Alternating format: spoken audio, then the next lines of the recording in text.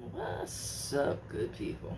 Let me just say, the devotionals are on fire this morning. I read two, and both have, I want to say, made me a little uncomfortable. Yeah, just let that hang in the air. Um, I don't need to go any further on what I'm saying. It just,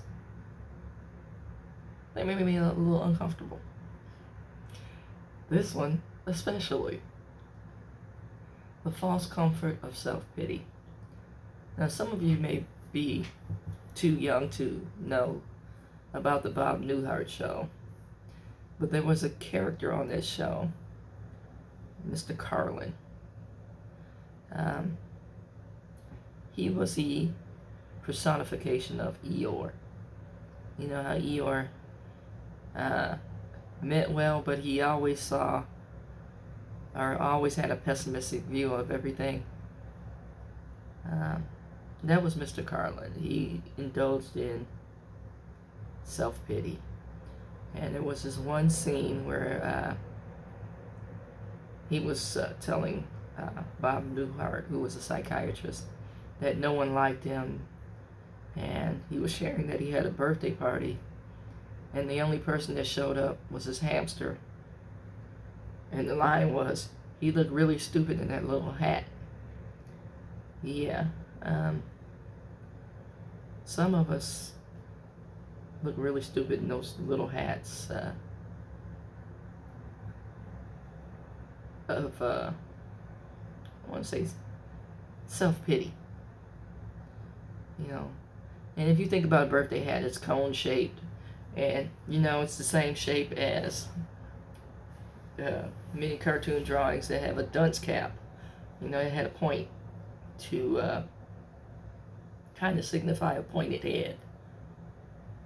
And when we engage in self-pity, I want to go back to the earlier video where I talked about having your ego stroked.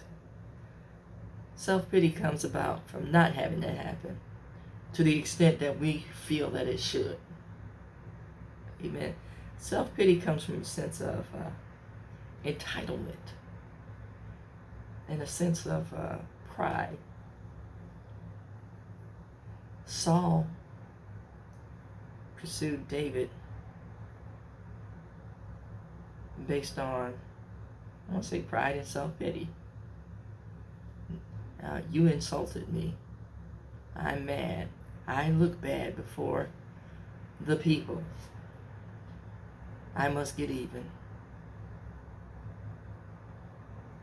Now, I can relate to the self-pity on so many planes it ain't funny. You know, something didn't happen the way I thought it should.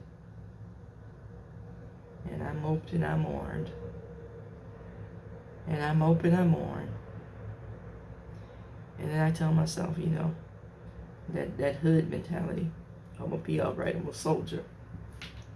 When in reality, I'm not okay. You know, I'm wounded. I need to acknowledge that. I need to stop the battle. I need to lay down. I need to heal. You know, we all have peaks and valleys in life, and self-pity is one of those valley times.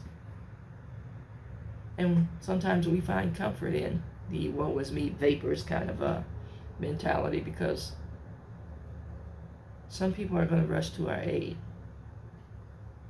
Now, the danger in that is that you may develop an attachment to the person that rushes to your aid. And it's like, oh, you rescued me when I needed you. Yeah. Beware of, I want to say, the mutation or the various things that we call love, care, and concern. You know, if it has terms attached to it, there is some stuff going on.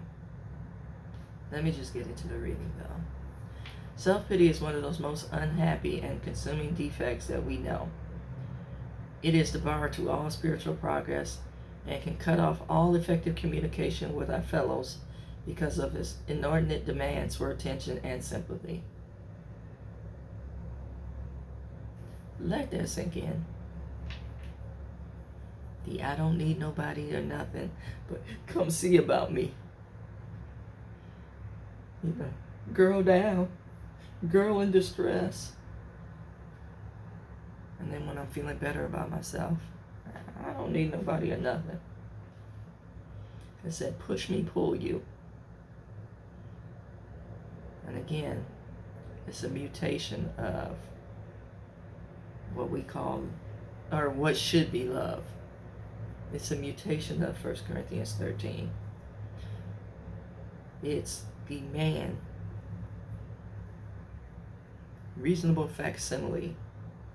I can't believe it's not butter version of love. And many of us really embrace this. You know, and all I can think of, you know, I told you I have a soundtrack for